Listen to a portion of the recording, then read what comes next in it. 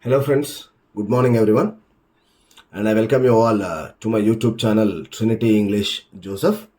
And as a part of today's CBSE Class 10th English, code number 184, we have the first poem called Fire and Ice.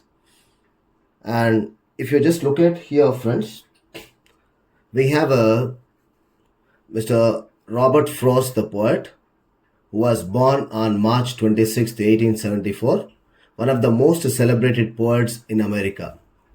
Robert Frost was an author of searching and often dark meditations on universal themes and a quaintously modern poet in his adherence to language as it is actually spoken, in the psychological complexity of his portrait, and in the degrees to which his work is infused with layers of ambiguity and irony.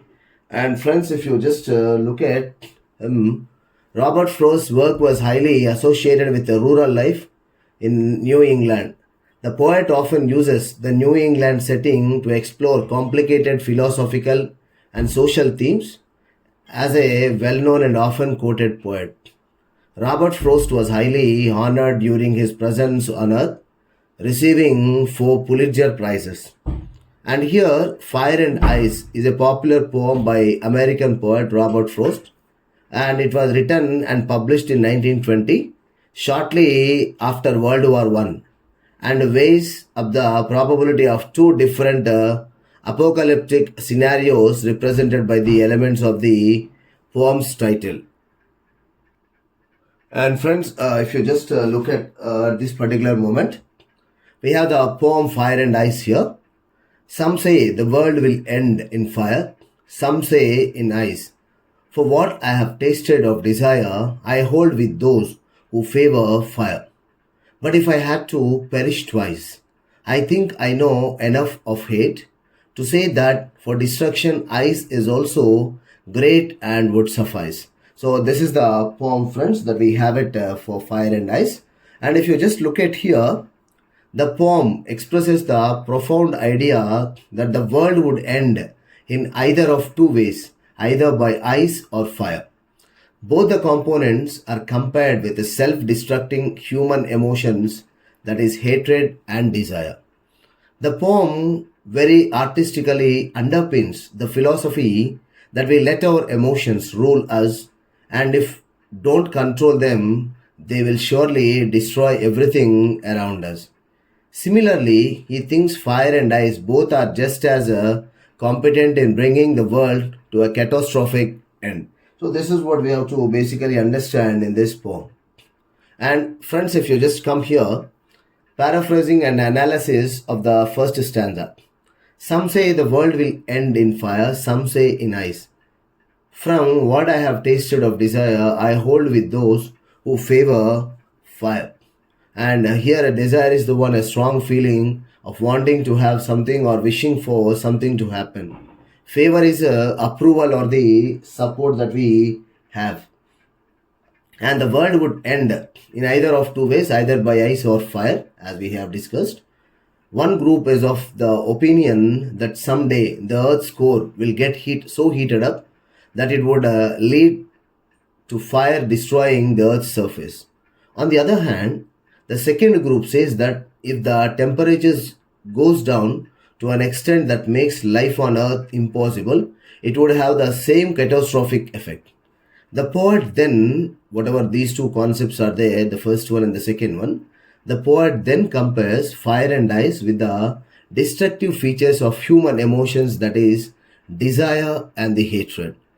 Poetry is always a comparative study, and we compare the physical elements or the elements of the nature with the human being and the life of the human being.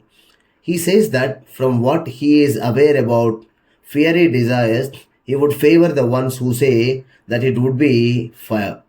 By saying so, he brings about the idea that the human beings let their emotions rule them, and the consequence of unmonitored longing is chaos. So, this is what the poet, by favoring the people, those who support the fire, so he says that so the human beings just allow their emotions to rule them rather than they controlling the emotions. And then when they are taken up by the emotions, definitely whatever remains is the chaos.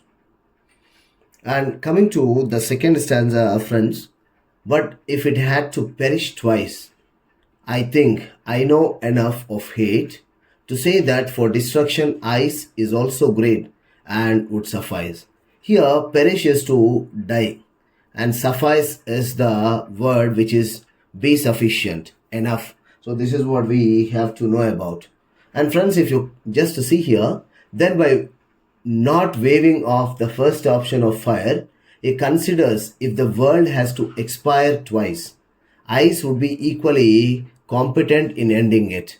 He brings about a contrast between ice and hatred, and the human capability of insensitivity and hatred has the potential for inner destruction.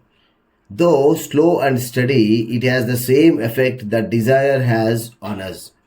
And so, if given an option between fire and ice, ice would be just as good as fire to destroy the world. So, in either ways, either ice or the fire both have got equal effect of destroying either the desire of the human being or the hatred of the human being equally destroys the person or the human existence.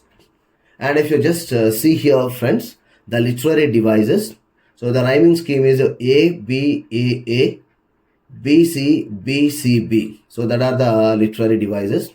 And then if you come here, assonance, it is a repetition of vowel sounds in the same line. The repetition is at different places in different words. So if you just see here, the long sound of O in I hold with those with who favor fire, we just have this O sound here. And then next one is alliteration is the repetition of a consonant sound at the start of two or more closely placed words. The sound of F in favor fire, okay, W in world will are the alliteration. And next imagery. Imagery is used to make readers perceive things involving their five senses. That is, some say the world will end in fire.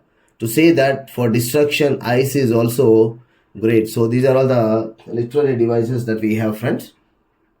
And continuing with the literary devices, anaphora, the repetition of a word or expression at the start of two or more consecutive lines is called as anaphora. Some say is repeated at the start of lines 1 and 2. So thus in that way this is called anaphora. And the next one is personification, attributing the human qualities. Personification is to give human qualities to inanimate objects. In this poem, fire and ice are capable of destruction. Thus the poet personifies fire and ice by giving them mind and power to destroy anything. So in that way, the fire and ice, those two words become personification. And the next one, friends, enjambment. It is defined as the thought or clause that does not come to an end at a line break. That is, at the end of the line or verse, we do not have a punctuation mark. Rather, it moves over to the next line without the punctuation mark. From what I have tasted of desire, there is no punctuation mark at the end.